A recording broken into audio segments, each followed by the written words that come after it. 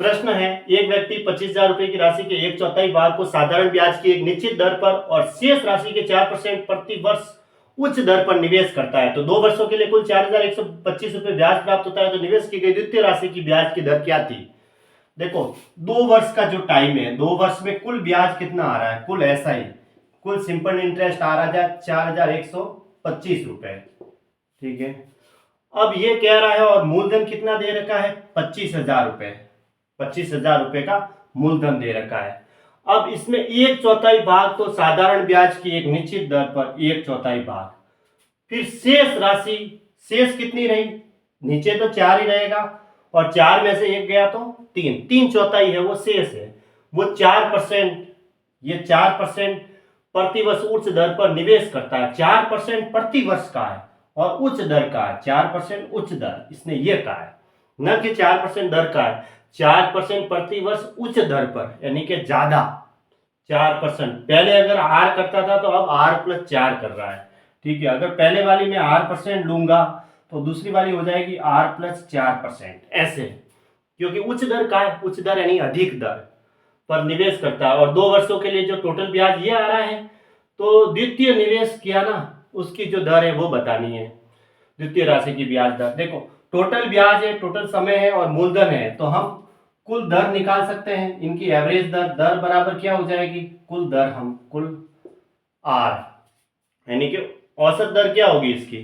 देखो, SI गुणा 100 लिखा जाता है ऊपर, तो 4,125 गुणा 100 बटा नीचे क्या लिखा जाता है, दर निकालते हैं तो मूलधन गुणा समय। मूलधन कितना है, मूलधन है 25,000 और टाइम है 2 साल का। इससे इन दोनों की एवरेज दर आ जाएगी। ठीक है, 100 से 100 कट गया, 5 से काट दो 50 बार, 8 50 40। ठीक है, ये 5 से कट गया और 1 3 6 30 पौने 25। ठीक है, 5 से कट गया, फिर 2 बार कटा, 3 बार और 3 बार, यानी कि 33/4%। ये इनकी एवरेज दर आई, वो यहाँ होगी 33/4%। ठीक है, तो यहाँ बीच में लिख देता हूं मैं 33/4%। अब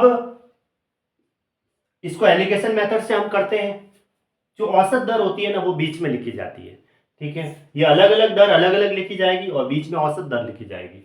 अब इसमें से ये माइनस करूंगा तो इसका तो देखो 1 अनुपात दे रखा है और इसका 3 का दे रखा है, धन का अनुपात, क्योंकि 4 से 4 तो कट जाएंगे तो 1:3 का अनुपात आएगा।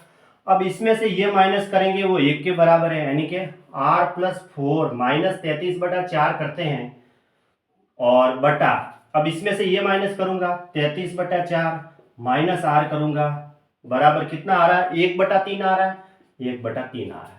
इसको थोड़ा सॉल्व कर दो, इसमें से ये घटाएंगे तो ये इसके बराबर है, इसमें से ये घटाएंगे तो ये इसके बराबर है। ये वाला ज्यादा था इसलिए इसको आगे रखा, क्योंकि यहाँ R+4 है, एक तरफ ज्यादा होती तो दूसरी पर कम होगी, तो यही ज्यादा होगी कि R+4 है। अब देखो, 4 को 8 से गुणा करेंगे 4R, प्लस 4 को 4 से गुणा करेंगे 16, तो 4R, अब प्लस के 16 और माइनस के 33, तो माइनस के 17 हो जाएंगे और नीचे से ये 4 तो एलसीएम आके कट जाएगा और 33 - 4 आ रहेंगे, बराबर कितना रहा, 1/3।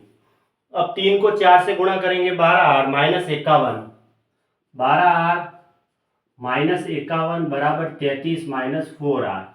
अब थोड़ा और सॉल्व कर देते हैं, 4R इधर आएगा तो 16R, 51 उधर जाएगा तो 16R बराबर 4 और 84, यानी कि 4 से काट दो, 4 बार है और ये 2 1 बार। ठीक है, 21/4 आई R की वैल्यू, R की वैल्यू 21/4 आई। हमें निकालनी थी R+4 निकालना था, क्योंकि उच्च दर सेकंड वाले की राशि, सेकंड वाले की जो दर है उसकी बतानी है, R+4। तो 21/4 + 4 यानी कि 416, 16 और 21 जोड़ेंगे, हाँ, यानी कि 21 + 16/4 यानी कि 37/4, तो 4 9 पॉइंट, फिर 25 9.25%, ये इसका आंसर आ गया। कौन सा ऑप्शन बेटा, फिर ऑप्शन बी राइट है, 9.25 ऐसे। अब जैसे हम यहाँ तक पहुंचे थे ना, इसको ऐसे भी कर सकते हैं, 33/4 आया था, 33/4% को हम क्या लिख सकते हैं ना, 832 और 8.25%। ठीक है, 8.25%।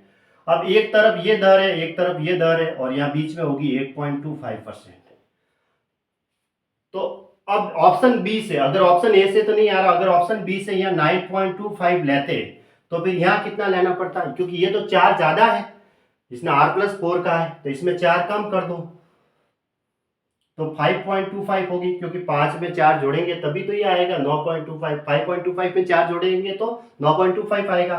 अब इन दोनों का अंतर ले लेते हैं, तो यहाँ तो 1 का अंतर आ रहा है और ना 3 का अंतर आ रहा है, तो 1:3 ऑप्शन बी से आ रहा है। आगे अगर ये नहीं करना चाहो तो डायरेक्ट ऑप्शन ए चेक किया, उसमें 4 कम कर दो फर्स्ट वाले की दर, क्या 1:3 आता है, नहीं आता है तो 9.25 लिया मैंने, यहाँ 4 का भाग 33 में दिया तो 9.25 आया।